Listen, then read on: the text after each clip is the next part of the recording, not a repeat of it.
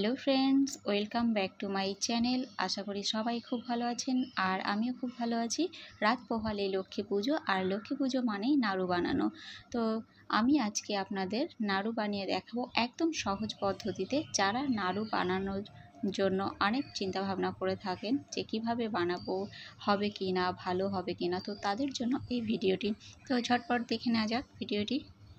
তো আজ আমি আপনাদের কাঠের জালে নাড়ু বানিয়ে দেখাবো। তো আমি নারকেলগুলোকে ছাড়ানো বা কোড়ানোটা আর আপনাদেরকে দেখাইনি, কারণ ওইগুলো দেখাতে গেলে ভিডিওটা আরও বড় হয়ে যাবে, তাই আমি আর ওটা দেখাচ্ছি না। একদম নারকেল কুড়িয়ে তারপরে উনুন ধরিয়ে কড়াই বসিয়ে একদম গুড়টাও ভালো করে ভেঙে নিয়েছি, দিয়ে নারকেল আর গুড়টা একসাথে কড়াইতে দিয়ে তারপরে এবার জাল করছি। তো এখানে আমি 7টা নারকেল নিয়েছি আর 1 কেজির একটু কম গুড় নিয়েছি। তো এবার আমি ভালো করে এটা জাল করছি, আর এটা অনবরত নাড়তে হবে, কারণ খুন্তি দিয়ে অনবরত না নাড়লে নিচে যদি লেগে যায় তাহলে কিন্তু নাড়ু থেকে পোড়া গন্ধ বেরোবে, আর সেক্ষেত্রে ভালো হবে না। তাই এটা চেষ্টা করবেন অনবরত খুন্তি দিয়ে নাড়তে। আর জালটাও ঠিক রাখতে হবে, জাল দিয়ে যেতে হবে। যেহেতু আমি কাঠের জালে নাড়ুটা বানাচ্ছি, তাই জালের দিকেও খেয়াল রাখতে হবে। আর এভাবে আমি কন্টিনিউ নেড়ে যাচ্ছি। তো 15 মিনিট মতো আমি এভাবেই জাল করছি আর খুন্তি দিয়ে অনবরত নেড়ে যাচ্ছি। আপনাদের এই নাড়ুর ভিডিওটি কেমন লাগলো কমেন্টে অবশ্যই জানাবেন। ভালো লাগলে লাইক, কমেন্ট, শেয়ার এবং চ্যানেলটা সাবস্ক্রাইব করে পাশে থাকবেন। আর যারা আমার চ্যানেলটা অলরেডি সাবস্ক্রাইব করে পাশে আছেন তাদেরকে অনেক অনেক ধন্যবাদ। তো এখন আমি এটা 15 মিনিট মতো জাল করার পর দেখছেন কালারটা অনেকটাই চেঞ্জ হয়ে এসছে।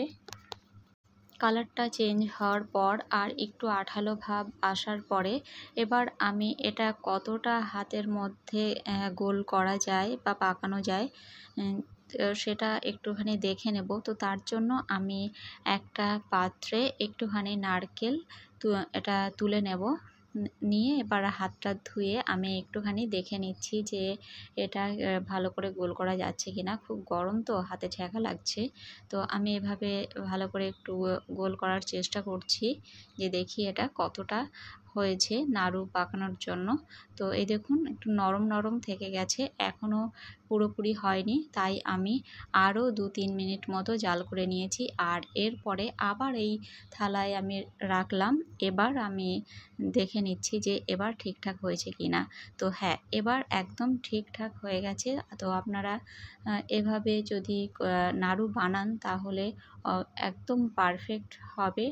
আর এটা যখন ঠান্ডা হয়ে যাবে তো আরও পাকাতে আরও ভালো সুবিধা হয়। কেউ কেউ বলে ঠান্ডা হয়ে গেলে ভালো হয় না, কিন্তু ঠান্ডা হয়ে গেলেও ভালো হয়। তো এবার আমি কড়াই থেকে তুলে একটু ঠান্ডা করার জন্য অল্প অল্প করে তুলে এবার আমি 2 হাত দিয়ে ভালো করে এভাবে গোল করে নাড়ুর শেপে করে নিচ্ছি। তো এভাবেই আমি সব নারকেলগুলোই 2 হাতে এভাবে গোল করে নেব। আর আমাদের এই নারকেলটাতে প্রচণ্ড তেল হয়েছিল, আমার হাত দুটো দেখে বুঝতে পারছেন কতটা তেল তেল হয়ে গেছে। তো ফ্রেন্ডস, আমার নারকেল নাড়ু একদম রেডি। আমি এখানে একটা থালায় সাজিয়ে নিয়েছি। আপনাদের এই ভিডিওটি কেমন লাগলো কমেন্টে অবশ্যই জানাবেন। ভালো লাগলে একটা লাইক, কমেন্ট, শেয়ার এবং চ্যানেলটা সাবস্ক্রাইব করা না থাকলে চ্যানেলটা সাবস্ক্রাইব করে পাশে থাকবেন।